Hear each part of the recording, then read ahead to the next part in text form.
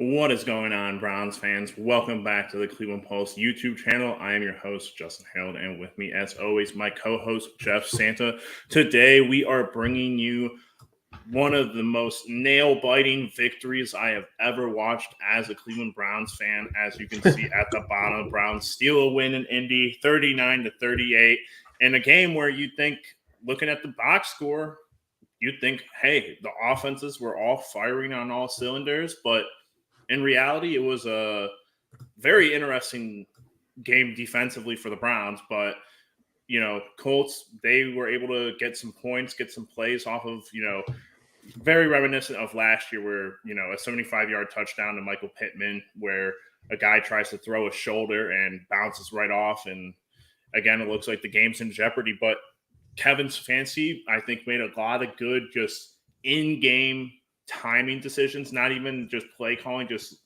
knowing when to punt, knowing when to go for it. Some great plays. But defensively and with special teams, obviously the kicking game, phenomenal. Hopkins, Chef's new favorite player, probably ordering a jersey as we speak. Literally have to. Literally on Browns.com. Clicking on the buy right now. But yeah, I mean, God bless it. We've got to talk about the defense, and it's constantly now that we talk about the defense. But to have the fucking player that we had today, was he even human? Myles Garrett. Jeff, ooh. I know you made the comment to me, defensive player of the year type game, Get into that a little bit for us. So all right. So I'm handing out game balls, and let's go in descending order. Most deserved to least deserved reasonings quickly. Myles Garrett, no comment. Obviously, I texted you in the third quarter. I said, this is the best game of Myles Garrett's career. We have 2 quarters left to go. Onward. Number 2, Dustin Hopkins.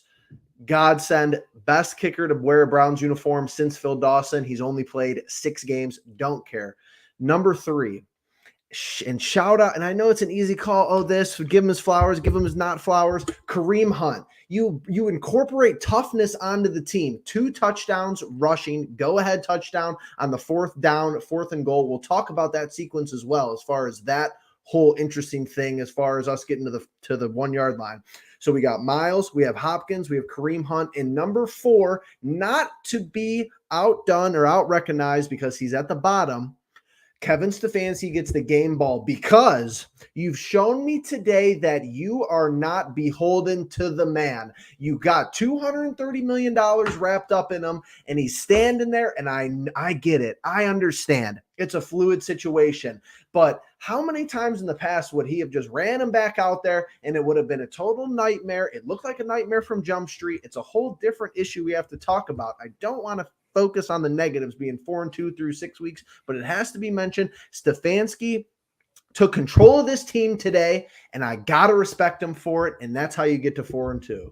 Yeah, no, phenomenal game balls. I keep thinking about the defense and just how much Myles has gotten all these guys riled up. Jim Schwartz getting them all riled up. Everyone just, again, you look at this from the standpoint of last year, where we would have folded these games. The inflation or the deflation of Watson going out would have hit that defense in another way. We would have had way more, we would have never had all these turnovers. And again, they showed the stat line right before all of them come in order, but we were dead last in turnovers coming into this game. Now we get 2 interceptions, or 1 interception and 3 fumbles, Jeff. Was that what it was? I think it 2 was. At least. I mean, you get them in droves. Every other team gets them in droves against us, so it's like about time that we figure it out. But I mean, it's just a complete game for me. Like, there's so many things that go right defensively. That's obvious. We're going to cut the branding out. We're going to make sure that we at least get this play involved from a fundamental standpoint. Run it on a loop for all I sincerely care, because it's one of the best plays that you'll ever see. So I mean, how many times you see this? We almost got the punt too. JOK almost got the punt. So I will watch it one more time. It's 3 seconds. Don't worry about it. And I said, it shouldn't be happening. A guy like that, imagine being the kicker. Imagine he probably didn't even look up. But if the holder or the kicker saw that, I'm shocked that they were even to get the kick off. I'm I honestly feel like that's illegal.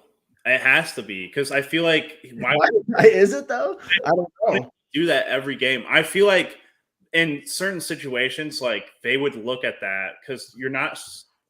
Not to take away from what he did, but I'm pretty sure that they tell you you're not allowed to jump over the center, I which think there has to be specific. I think you have to do it specifically. You used to be able to do it willy nilly. They I did change the rule though. the I think they made it like the Troy Polamalu rule where you can't do the running jump over, but Yes. he did it from like a standstill, Yes. so that's why it's so impressive. But yeah, I mean Denzel had the interception, which was a great play before he went out. Guys were flying around. JOK still looking good. Grant Delpit coverage, little mistakes with the lack of effort though on the flags. We gotta wrap that up. You gotta wrap that up on the go ahead touch or on the touchdown. I'm going to be honest with you here, and this is going to sound like a negative, but it's not. What and here we go again. You know me and my my euphemisms and all my statements and my sayings. What we got today, I know chat will love this. What we got today is what I like to call the Joe Schwartz defense. Part of it was Jim Schwartz and part of it was Joe Woods. That's all I gotta say. But even the Joe Schwartz defense is leaps and bounds and eons and exponentially better than anything Joe Woods puts out on the field. So it doesn't matter. You give up the big plays, you're kind of like Gardner Minshew's tearing you up on the ground game. You give up these huge plays that you're kind of like, this is stupid. But then you get the strip sack. You go over the top for the field goal. I know that's Ventrone, but still, it's Myles Garrett, defensive player. You have the Denzel Ward interception where he was completely beat on that play, totally lost in space, and he's just that athletic and that good to come back on the route and make the play in totality. So let's get it trending. The Joe Schwartz defense. That's what I saw today, but it's enough to win the game. I mean, 38 points, you don't really deserve to win, but when you have 39, it turns out it goes in the column. Indeed. Jeff, obviously the defense has been so fantastic through 6 games, 4-2. Going to have to take a look at what the point totality for our opponents is as of now. Obviously, this game will set us back a little bit, but still got to believe a top 3, top 5 defense all the way through. Let's go talk about the offense. How do we even begin? Do you want to talk about Watson at all in the sense of he came in, it didn't look good to start. He gets hit. He goes out. He stays out. That's about the gist of it. Not really much else to say other than probably should have just rested him. Again, don't think it was a great idea putting him out there. It is what it is. He probably wanted to get back out there. Kevin wanted him to get back out there. Everyone else wanted him to get back out there. Didn't work out for the best. I'm going to be honest with you. This is what and here's another thing, just made this up on the spot. The Kevin Stefanski, it's like the genius in the stupidity. Like he finds these strokes of genius when it just looks like dumb stuff is happening, because let's flip the script here, Justin. Let's say the game goes south, or maybe we lose on some sort of, controversial thing. Oh my gosh, it's an unbearable week. Oh, everybody said Watson was good to go. Why you're paying him all this money? Why is he sitting out to the side? But reality, let's get back to reality. We won the game. He has plausible deniability all week standing at the podium. Oh, well, it was just, it was just caution. We were being cautious, looking out for our franchise guy. We think that PJ Walker could get the job done. Spoiler alert, he can't. Not much longer. The way of and that's no dig. He's XFL guy.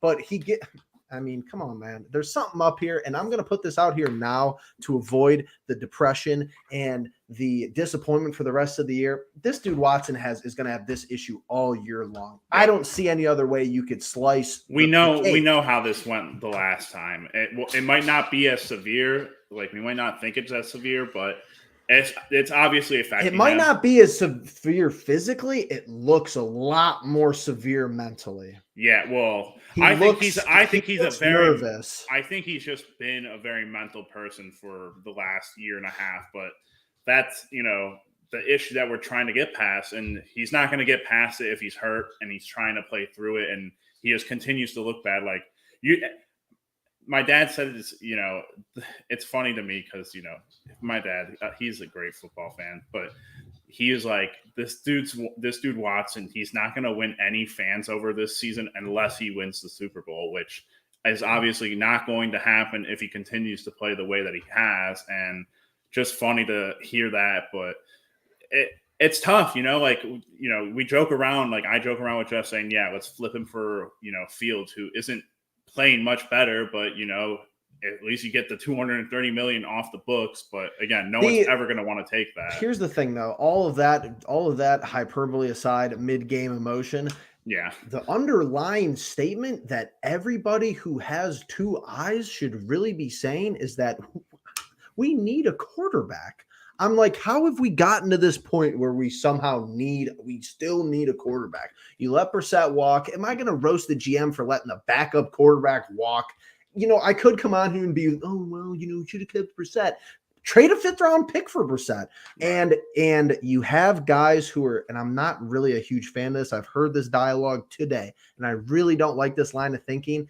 You have guys who are unemployed that you could call. Yeah. You could call Nick Foles. Carson Wentz. You could call Carson Wentz. You could call Matt Ryan. Cam Newton. No, I'm not calling Cam Newton. I'm just throwing names out. I'm just throwing names out there. But you could call Andy Dalton. Tom Brady. No. Either, here's the thing. If you want your short shot, call up Washington, because if they're committed to Howell, good for them. We will swap you DTR. I think DTR, even with one bad start, showed you in the preseason that he could be a pawn, a minor pawn. Get Brissett back. Now your long shot, and I texted it to you earlier, Justin, but this gives you the controversy. This gives you the this or that type of conversation before the 30th or the 31st, whenever this deadline is. If the Minnesota Vikings continue to lose football games, you have to pick up the phone and call for Kirk Cousins. He has familiarity with Stefanski's offense. We have the knowledge and the insight on how their general manager or their higher up. He used to be with us. So it's not like this is a foreign, conversation, but then it's like, Kirk Cousins is good enough to start. Everybody knows that. Right. So it's like, you have to juggle Watson and Cousins every week. It's funny that, I would wonder if they'd want him like in a straight swap. I feel like no. I feel like the interesting part about that is like we're not moving Watson. We're not moving him. Well, you're not getting Kirk for nothing.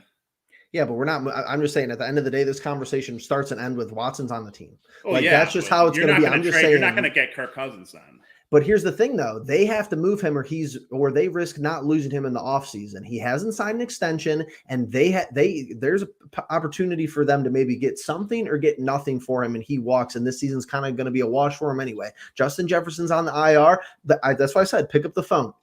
Okay, get a 4th round pick for him. We've seen these moves. We pick up Amari Cooper's salary, for what was that, a 6th? We've seen it before. Yeah, to that extent, I don't think it's possible. I think you could be right. I think the reason why it would be interesting to go to the Vikings specifically is because I feel like Justin Jefferson is more in their foremind than what Kirk Cousins is. And yes. To be like, hey, Justin, we're going to go and get you Watson. We're going to swap Watson for Kirk. Who knows if he likes that idea, but it's like it's a thing they could propose. Again, highly unlikely. I don't think that we go and make a huge move like that. I think, again, they're gonna ride with Watson. They're going to probably rest him. Again, they go on this trip out to the West Coast to Seattle. Who knows? It's just so tough to judge with this situation. And it's like, this is what Stefanski gets stuck with. It's like, yep. Can he ever build anything? Because, first quarterback he works with, gone after 2. You get whatever you want to call last year, whether, right.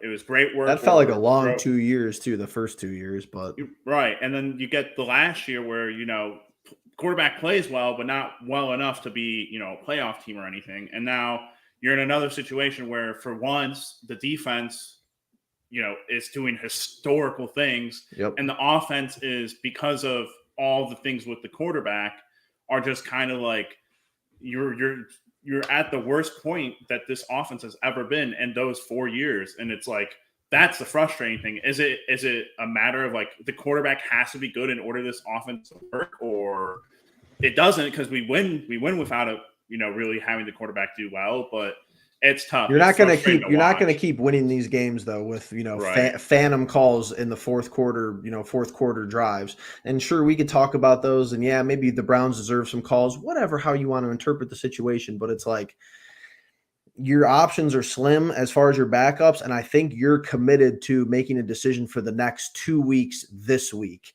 I could be wrong. You could say, oh, let's rest him against Seattle. Hopefully he's good for a home start against Arizona. But at the end of the day, the logic to the reasoning for me is if you're sitting him out against Seattle, there's really no reason for him to play against Arizona. And then your next game is at Baltimore. Hopefully that he's ready for that.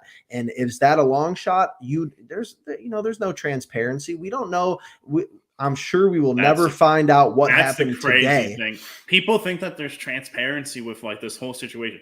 You don't have to act like there isn't, or there is, because there hasn't been. And it's not just with Watson's injury. It is with every major injury that has ever happened with this franchise in the past like 5 years. And Jeff has always been like hammering the table on like we have some of the best medical staff in Cleveland, and it's like we can't get any of the right reporting or clear reporting on it for any of our sports teams. Well, I mean, at the end of the day, but that's why I agree with you with the Stefanski point, because what is your diagnosis of Stefanski if this is what he has to work with? Like you said, 2 years with Baker, a mixed bag last year with a journeyman backup essentially, and now this nonsense. It's not like he's gotten games. You know what it's very reminiscent of? Frank Reich, where Frank Reich goes 5 years with like 5 different quarterbacks, and guess what he does? Oh, this happens to people in the league, but it's not like it makes our situation any easier. Right. A good coach gets, stuck with mediocre quarterback, and gets, what might be the best out of them and gets them either close to the playoffs or maybe like even a couple of wild card. I think they got to the wild card with Frank Reich at least once, right, Jeff? I don't know off the top of my head. Competitive seasons, sure. Yeah, but anyways, they're not even bad this year. Their roster is fine. They're in like a whole bunch of the bad, the mixed bag of a whole bunch of teams. You don't have a quarterback, and Richardson got hurt. He was looking like he could be, having something over there. But their defense looked. I know they give up 39 points, but their defense had decent playmakers on it. You have Taylor. Zach Moss isn't no pushover. You got Pittman. I mean, I don't like I said, I didn't want to call this a trap game because I genuinely thought that they were like a middle of the road NFL football team, and you got to play every game. Anybody could walk into any stadium anytime and beat anybody. That's pretty obvious. Absolutely. And I'm trying to think of when you think of what Kevin has had to deal with, I mean, Keenum, Baker, DTR, Brissett, Mullins, right? Mullins played a game. Mullins for at least one game. I'm definitely going to be missing people. Dobbs probably started a game. Did Dobbs maybe get in there at some point? He maybe didn't start a game, but he might have appeared in one. Watson, PJ Walker. I mean, DTR.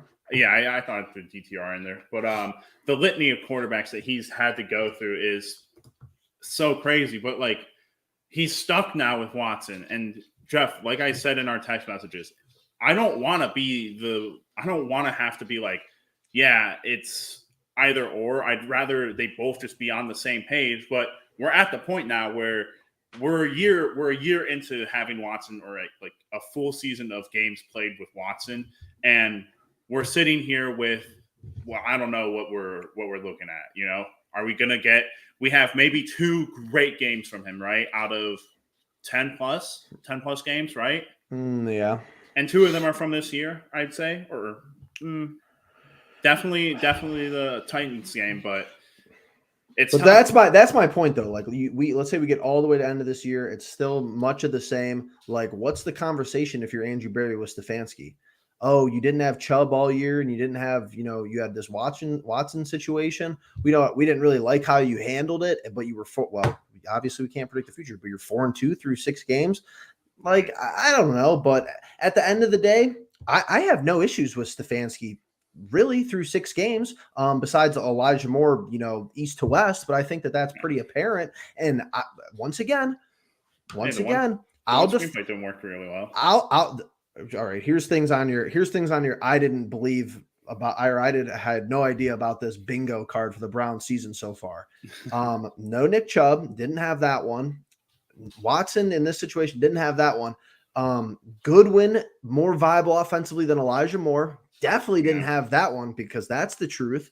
So yeah, that's 3 right off the rip there. But this last, let's talk about the last DPJ's the new Rashard Higgins. DPJ's non-factor. And Kareem Hunt back, didn't have that on the bingo card, I guess.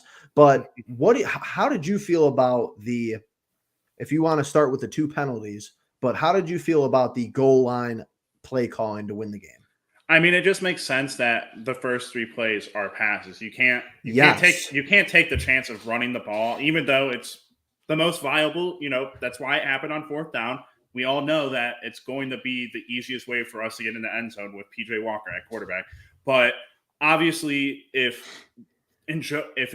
our fucking, I don't even know, if our tight end and running backs could catch a flip pass, we wouldn't have so much like nail biting. But dude, I'm gonna be honest with you. That was okay. So let's take the flags. I thought all right. Here's what the NFL needs out to of do. bounds throw. The NFL needs to figure out why they have so many of these different. And I know that the rules are different, but I don't think it matters.